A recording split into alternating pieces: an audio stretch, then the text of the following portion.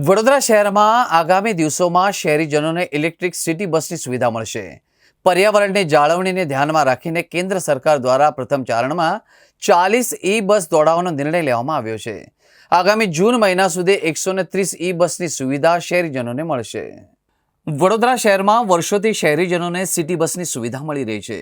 હાલમાં વિનાયક સિટી બસના સંચાલકોને આગામી માર્ચ મહિના સુધી તેમની બસ સેવા ચાલુ રાખશે અને ત્યારબાદ તેમનો કોન્ટ્રાક્ટ પૂર્ણ થઈ રહ્યો છે। ત્યારે માર્ચ માસમાં કેન્દ્ર સરકાર દ્વારા વડોદરા શહેરમાં 40 ઇલેક્ટ્રિક બસ ફાળવવામાં આવશે, જે આગામી જૂન માસ સુધી 130 ઈ બસ શહેરીજનોને મળશે। પર્યાવરણનું રક્ષણ કરવા માટે પ્રદૂષણ ફેલાવતા વાહનોની જગ્યાએ ઈ વ્હીકલનું ચલણ વધી રહ્યું છે, ત્યારે સરકાર પણ તેમની વાહન વ્યવહારની સુવિધાઓ માટે ઈ વ્હીકલ લાવી રહ્યું છે। જો કે વડોદરા શહેરની વાત કરીએ તો 25 લાખની વસ્તીને લઈને 200 સિટી બસની જરૂરિયાત સામે વિનાયક સિટી 160 બસ ચલાવી રહી છે, જેમાં 15 થી 30 સર્વિસમાં હોવાથી 130 બસ સેવા આપે છે, જેમાં મોટા ભાગની સીએનજી બસ હોવાથી પર્યાવરણની રક્ષા તો થઈ રહી છે। વડોદરા કોર્પોરેશન દ્વારા 250 ઈ બસની કેન્દ્ર સરકાર પાસે માંગ કરવામાં આવી છે, પણ ક્રમશઃ માર્ચ માસમાં 40 બસ, જે જૂન માસ સુધી 130 ઈ સિટી બસ આવશે।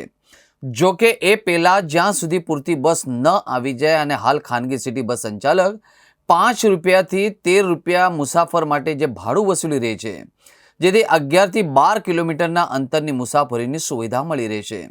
ત્યારે નવી ઈ સિટી બસ લોકોને કેટલી વધુ સુવિધા આપે છે, એ તો સવાલ ઊભા થયા છે। પ્રોજેક્ટ જે આવ્યો એમાં આપણે સ્માર્ટ સિટી પ્રોજેક્ટમાં 150 બસનો કોન્ટ્રાક્ટ લઈ અને 150 બસ ચલાવતા હતા। એ જે 150 બસ ચલાવતા હતા એને 120 સીએનજી હતી અને 20 બસ હતી ડીઝલ એસી બસ હતી। એમ કરતાં કરતાં આપણે 2022માં પૂરો થયો છે આપણો 5 વર્ષનો કોન્ટ્રાક્ટ।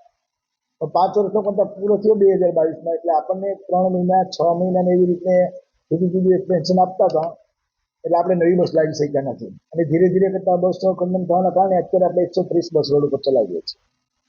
પણ અત્યારે છેલ્લે 2025માં આપણને એક વર્ષનો જે એક્સટેન્શન આપ્યો છે, પણ એક વર્ષમાં કઈ નવી બસ આવે નહીં। નવી બસ આવવાના નહીં કારણે અમે જૂની ચલાવીએ છીએ।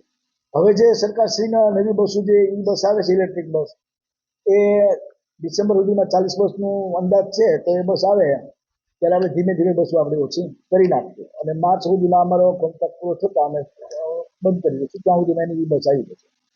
અત્યારે બરોડાની પબ્લિકને આપણે સ્ટુડન્ટ છે ને 50% કન્સેશન આપીએ છીએ, વિદ્યાર્થીને નોકરીયાતને 30% કન્સેશન આપીએ છીએ, સિનિયર સિટીઝન અંધજનને 80% કન્સેશન આપીએ છીએ। એ સરકારશ્રીની કોઈ સહાય નથી, આપણે આપણા ઓલામાંથી આપીએ છીએ।